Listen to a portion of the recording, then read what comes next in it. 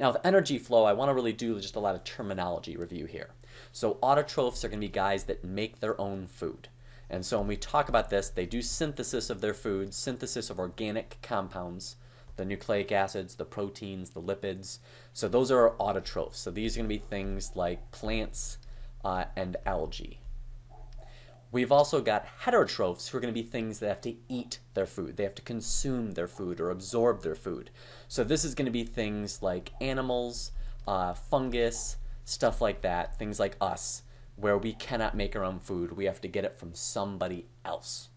And so this sets up kind of a basic idea of how the ecosystems work, where you have to have these guys making the stuff, and then these guys ultimately rely on them because then they can get the energy from these guys by eating them.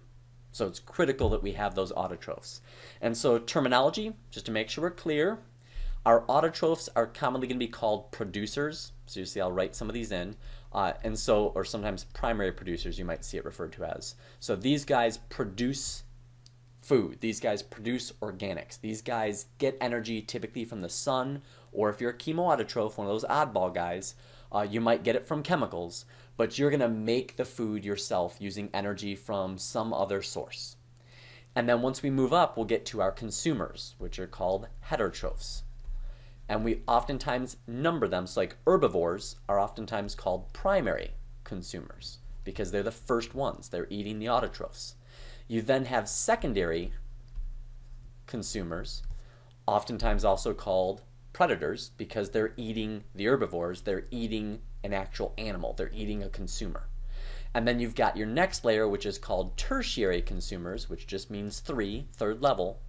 These are also called secondary predators. It just means, once again, that they're predators, carnivores if you will, but they're eating another carnivore and possibly stuff below them as well. Typically when we're classifying these, we classify them based upon like the highest guy as far as trophic levels that they eat. So if humans ultimately will eat bears, you'd put us a level above bears, even though we also eat lettuce, which is down here at the bottom. At the end, everybody's stuff eventually ends up with the decomposers.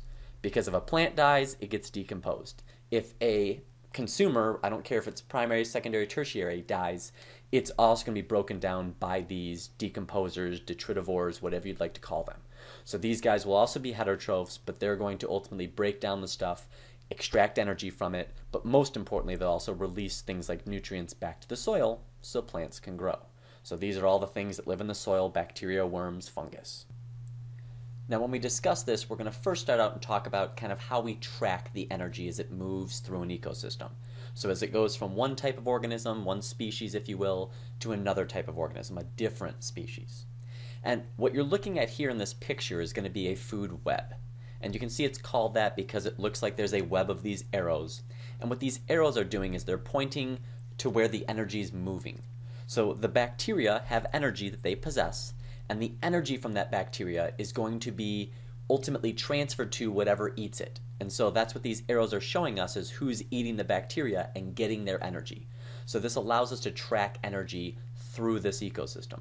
But a food web, you'll notice, doesn't just try to give us one possible outcome. It tries to show us all the different interactions. So it's not saying bacteria is just eaten by protozoans, for instance. It's saying it can be eaten by protozoans or nematodes or small arthropods. Any of these things can. Whereas a food chain looks at one set of possibilities. So it might say ultimately plants, grass it looks like in this case, gets eaten by nematodes, which get eaten by the small arthropods, which gets eaten by the large arthropods, which gets eaten by the bird. So this would be a food chain because it's one possible pathway. But it does not take into account the fact that the small arthropods might eat more than just nematodes. It does not take into account that nematodes might eat more than just grass. It assumes that everybody just eats one specific guy. Now, food chains can be useful if we're trying to focus on just certain species. Where we're kind of just saying we're going to ignore the other species. We know that there's likely more. We know that, humans don't just eat chicken. But if we're trying to talk about some relationship between humans and chickens, we don't necessarily have to include cows and lettuce and everything else. So both of these have their benefits. We typically prefer food webs, but as I said, for simplicity, don't rule out food chains. They do have their purpose in certain scenarios.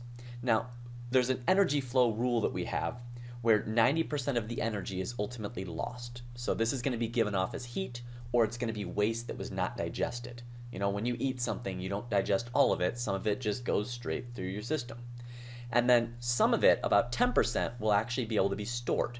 And so you can convert this into ATP, into organic molecules of your own. So this is what ultimately allows us to grow and add bone and meat and muscle, I should say, you know, to allow us to get larger as well as to function. So that's the 10% that we kind of keep whenever we ingest something.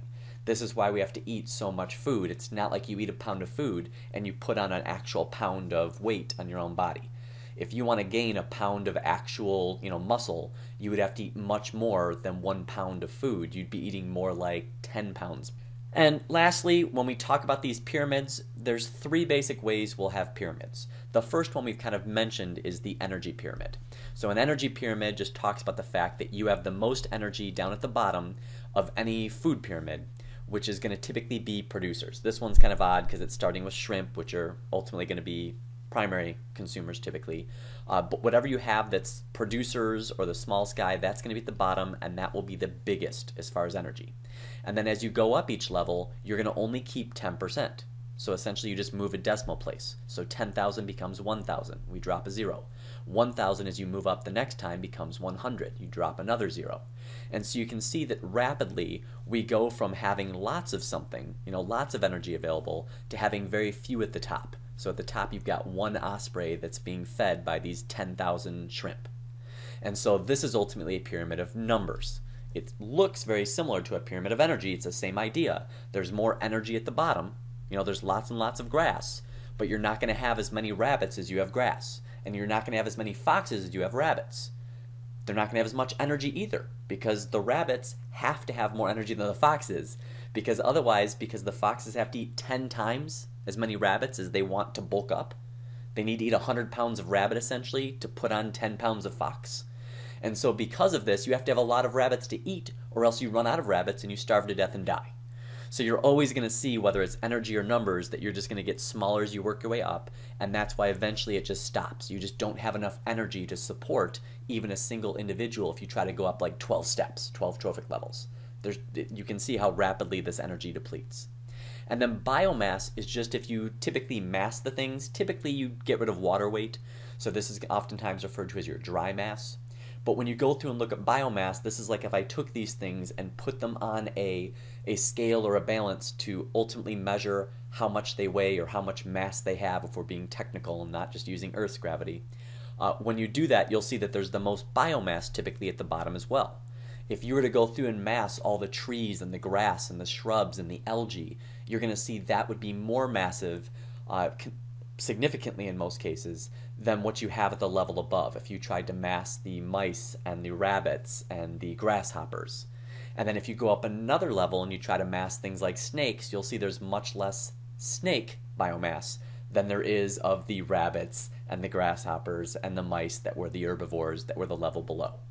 So this pyramid idea that you have towards the producer end, and then working your way up through primary consumers, secondary, tertiary, etc., you'll have the most at the bottom, and you'll have the least when you get to the top, such as the tertiary guys. Those will ultimately be the least values versus the most. All right, that should be it. Hope you guys enjoyed it.